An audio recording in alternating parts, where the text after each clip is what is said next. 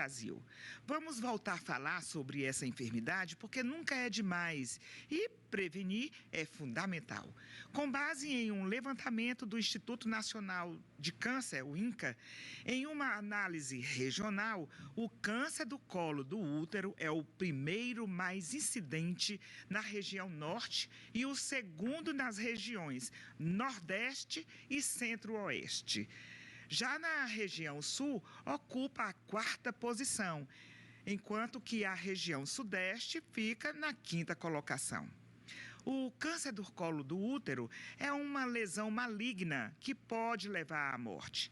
Mas quem vai trazer informações sobre cuidados, prevenção, tratamento, cura e muito mais é a ginecologista e especialista em medicina reprodutiva, Lília Sério. Doutora Lília é formada pela Universidade de São Paulo, a USP, e tem residência médica em ginecologia e obstetrícia pela Faculdade de Medicina de Ribeirão Preto, da Universidade de São Paulo. Pela mesma universidade, tem ainda residência médica em medicina reprodutiva e residência em endocrinologia. Isso na parte de ginecologia, né? Além da formação na área de endoscopia. Doutora Lília, é um prazer tê-la aqui conosco no Saber é Saúde. E eu já pergunto, por que medicina na sua vida? Eu agradeço estar aqui também, é um prazer. E desde nova, né? Não sei porquê, eu já me apaixonava aí, já gostava muito da medicina. Meus pais não são médicos, mas eu tenho um tio que é médico e sempre achei muito bonito. Ele saía sempre para trabalhar de branquinho e eu achava aquilo muito bonito.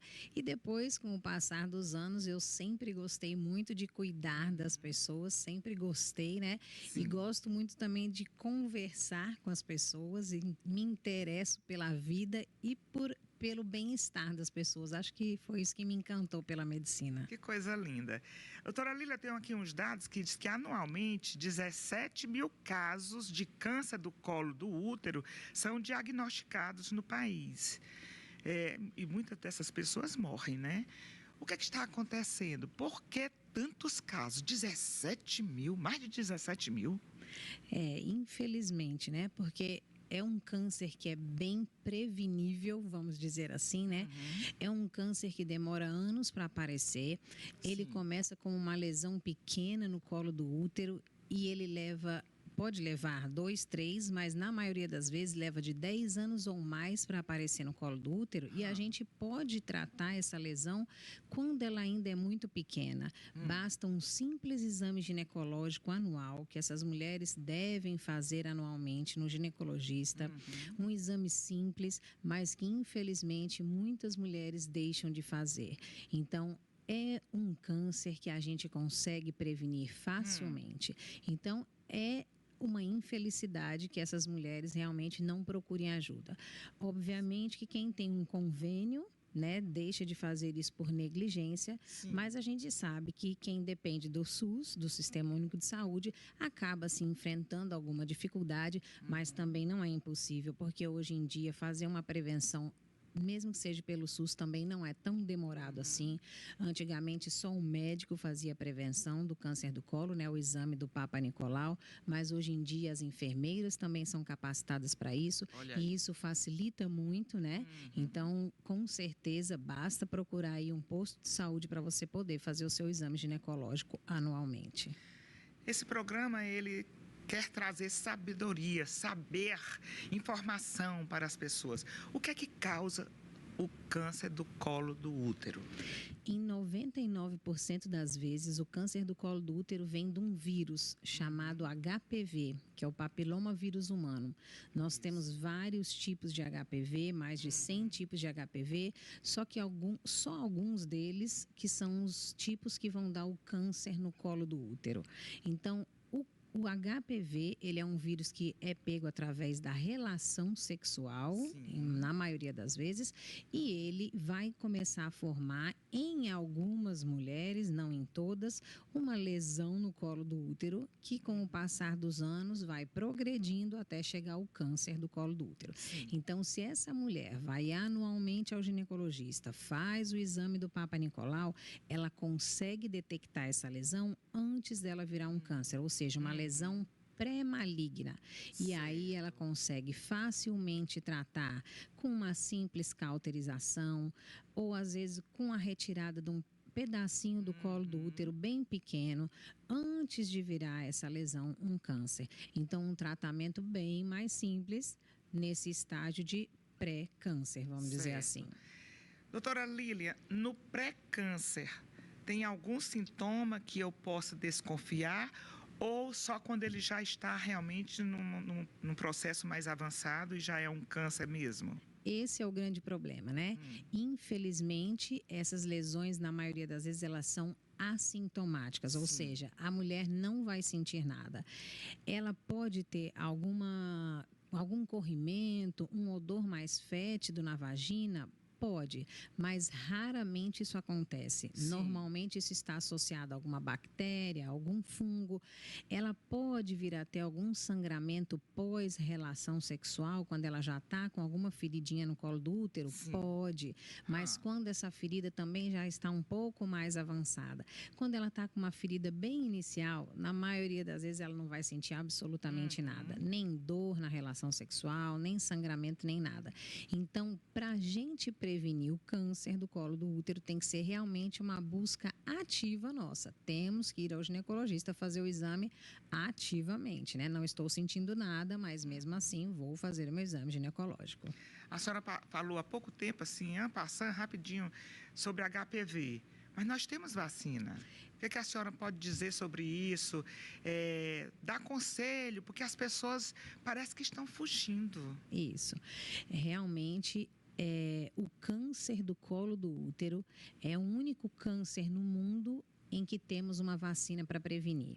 Então, é uma vacina de suma importância, muito importante. E o Brasil é um dos países que dá essa vacina de graça para a população. Meninos e meninas de 9 a 14 anos recebem essa vacina pelo SUS e muitas mães e pais não querem dar essa vacina. Sobra essa vacina no posto e é uma vacina muito importante. Todas as crianças, meninos e meninas de 9 a 14 anos devem sim tomar essa vacina. E como é uma vacina recentemente nova, né? Em 15 a 20 anos de existência, então eu, por exemplo, na minha época de 9 a 14 anos não existia essa vacina, mas eu posso também tomar. Então, mulheres e homens que não se encontram nessa faixa etária também podem tomar essa vacina, elas também se encontram na rede particular, então pode ir numa clínica de vacinação e tomar essa vacina. É uma vacina que previne contra o câncer do colo do útero e, como eu disse, existem vários tipos de HPV. Então, essa vacina também previne contra os outros tipos de HPV que não causam o câncer, mas que causam aquelas verrugas, por exemplo, genitais, que aparecem por fora da vagina ou no pênis, que também causam incômodo e que também podem ser prevenidas com a vacina. Então, obviamente, o principal método hoje de prevenção do HPV é a vacina. Porque o preservativo, ele ajuda a prevenir? Ajuda. Mas ele não é eficaz 100% contra o HPV, porque o HPV a gente pega através do contato. E o preservativo, ele não previne 100% o contato, né? Às vezes pode romper, né? Exatamente. E mesmo porque, às vezes, num sexo oral, né, o contato da pele a pele acaba pegando mesmo. Então, o preservativo ajuda a prevenir, mas não é 100%. Então, a vacina é muito mais eficaz do que o preservativo. E também, falando assim, né, às vezes a gente fala, todo mundo que pega o HPV vai ter a ferida e vai ter o câncer no futuro. Obviamente que não. Nós também somos capazes, né, o nosso sistema imune, na grande maioria das vezes, é capaz de resolver o problema do HPV antes de que ele forme uma doença, né? Então, muitas pessoas entram em contato com HPV e nunca vão saber que tiveram contato com HPV.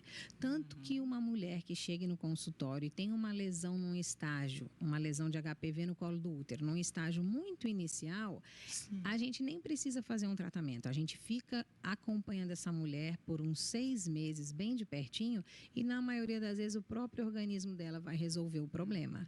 Então, também a gente tem um sistema imune muito bom, que é bem eficaz contra o HPV. E, obviamente, a vacina vai também ajudar o nosso sistema imune nesse sentido, de prevenir ainda mais aparecer essas lesões do HPV. Outro dia, doutora Lilian, a gente falou aqui que os pais estão reticentes, não incentivam, né, a vacina, até por preconceito ou porque poderiam estar abrindo caminhos para uma vida sexual.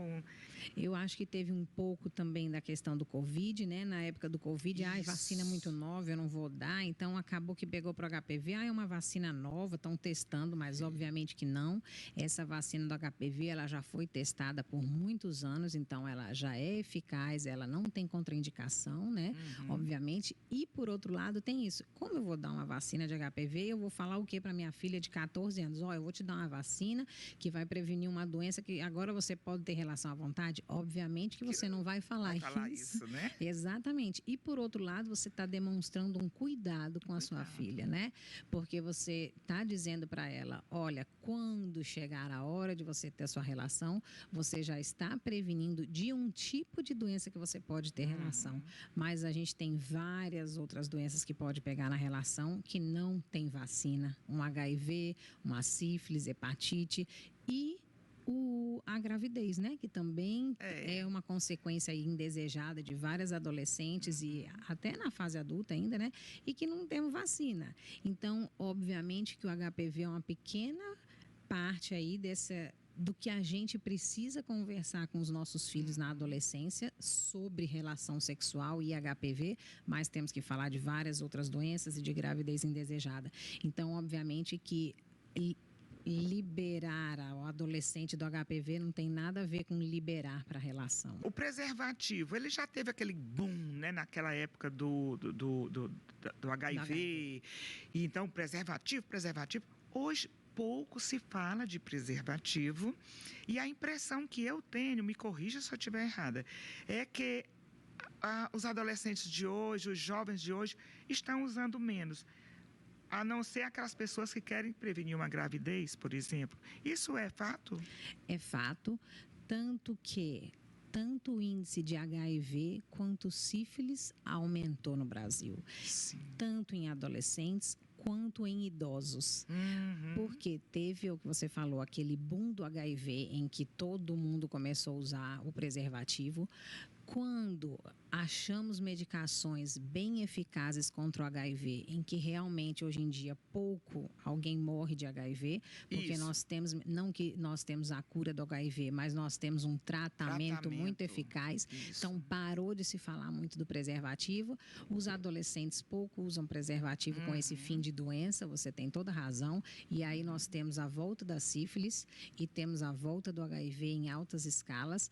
E idosos também pararam de usar preservativo e agora também temos sífilis e HIV em idosos. Meu Deus! Isso é fato e a gente precisa sim voltar a falar sobre isso, né? Campanhas novamente sobre isso e eu já vi algumas campanhas, principalmente na questão da sífilis, porque na gravidez a sífilis é uma doença importante, obviamente que é importante em qualquer idade, mas a sífilis congênita, né? Quando essa mulher pega a sífilis e passa para o bebê, é uma doença muito grave para esse bebezinho que nasce com sífilis congênitas, que pode nascer com cegueira, com retardo mental. Então, é uma doença que ainda tem uma importância e que é preciso se falar. Então, a gente tem que sim voltar a fazer campanhas. Outro dia eu estava até falando aqui, essa geração não pegou campanha, porque na época do Cazuza, né, aquelas grandes celebridades que adquiriram e que pegaram a doença e chegaram até a morrer, que não tinha esse tratamento que hoje nós temos, teve aquela campanha grande, né? Use preservativo. Essa geração que está aqui não ouviu nem falar. né? Então, é uma realidade diferente da sua, da minha. É, com certeza. E hoje em dia, quando a gente escuta ainda falar um preservativo, às vezes, raramente é uma campanha de carnaval, né? E olhe Isso, lá, isso. numa época de carnaval, às vezes ainda se solta isso, mas realmente é muito pouco que se fala. Mas é o que eu digo, precisamos voltar a essas campanhas. Eu acho que é um trabalho muito que ginecologistas ainda fazem em consultório, né? Alguns poucos, talvez, mas acaba sendo aí um trabalho para os pais, mas que infelizmente nem todos os pais têm essa cultura de educação sexual em casa, porque realmente alguns pais não tiveram essa educação e não têm essa coragem de fazer. Acaba que a escola também tem um pouco desse papel, mas se ausenta um pouco. Quando a escola fala, o pai reclama, né? E aí é uma situação bem complicada. Uma bola de neve, isso é crescente, isso né? Mesmo. Vamos falar um pouquinho sobre endocrinologia ginecológica, por favor. Isso. A endocrinologia ginecológica, ela é mais quanto à questão das irregularidades menstruais, né? As mulheres que têm menstruações irregulares, que estão muito associadas a alterações hormonais. Então, a principal alteração hormonal na parte ginecológica são as síndromes dos ovários micropolicísticos, né? Sim. Que é muito comum as meninas, né, as adolescentes aí que falam sempre, eu tenho ovário micropolicístico, que são as mulheres que têm alterações hormonais que são causados por ovários que têm essa característica de muitos cistozinhos pequenos que alteram os hormônios femininos, aumentam muito os hormônios masculinos. São as meninas que têm muitos pelos, têm muitas espinhas e ficam muitos meses sem menstruar. Então, são essas meninas que elas normalmente têm uma tendência de ser mais gordinha, né? São peludinhas, cheias de espinha.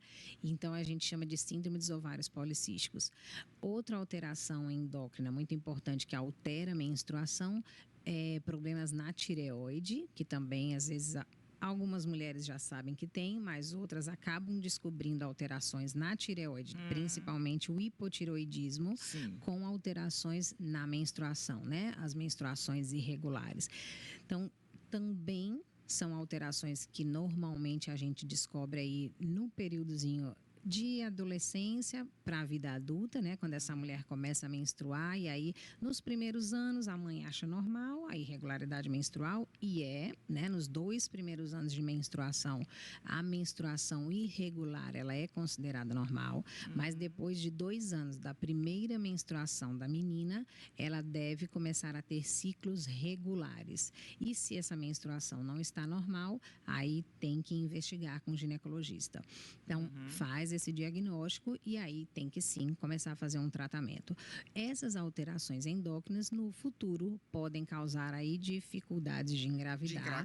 E por isso que são importantes você fazer um diagnóstico precoce para no futuro poder facilitar aí engravidar. Quais são os principais problemas, já que nós falamos agora de gravidez, que impedem a mulher de ter filhos ou de chegar a esse ponto de engravidar e desenvolver normalmente? Hoje em dia, sem sombra de dúvida, no mundo, Angélica, a principal causa de dificuldade em engravidar na mulher é a idade da mulher. Porque nós, mulheres, estamos deixando para engravidar muito tarde, né? Sim, verdade. Temos vários outros sonhos para fazer antes da maternidade e isso é a principal dificuldade, sem sombra de dúvida, no mundo, não é só no Brasil. Sim. Então, os consultórios estão cheios de mulheres aí acima dos 40, dos 50 anos tentando engravidar, né? Então, também cresceu muito o número de mulheres congelando óvulos, o que é uma coisa muito interessante, para poder deixar essa gravidez para depois.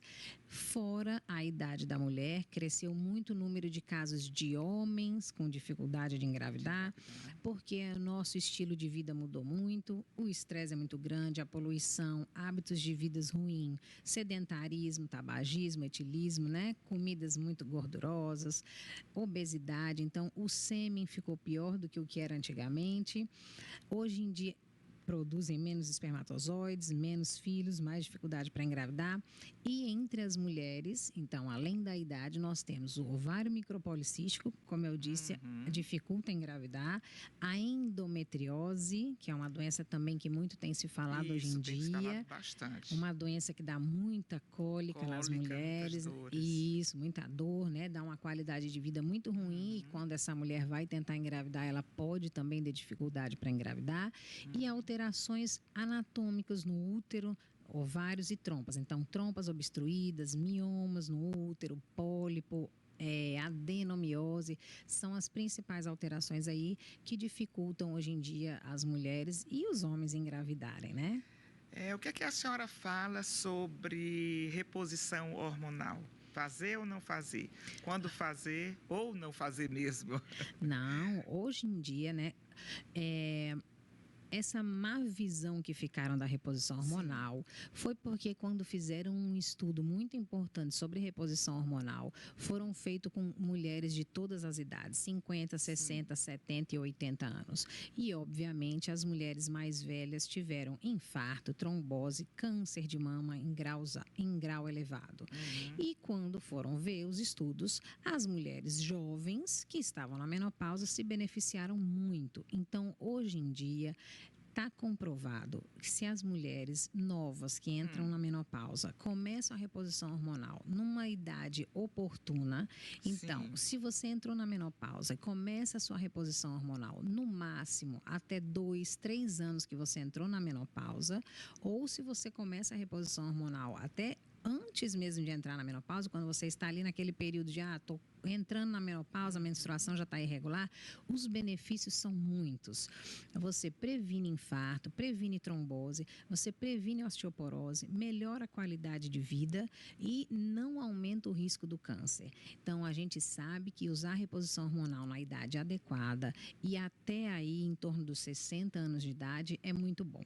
Mas a mulher entra na menopausa aos 50 e quer começar a reposição hormonal aos 70 ou 65, aí já não é mais indicado. Né? Não precisa mais. Não precisa mais. Infelizmente, uma hora a gente vai ter que ficar sem o hormônio mesmo.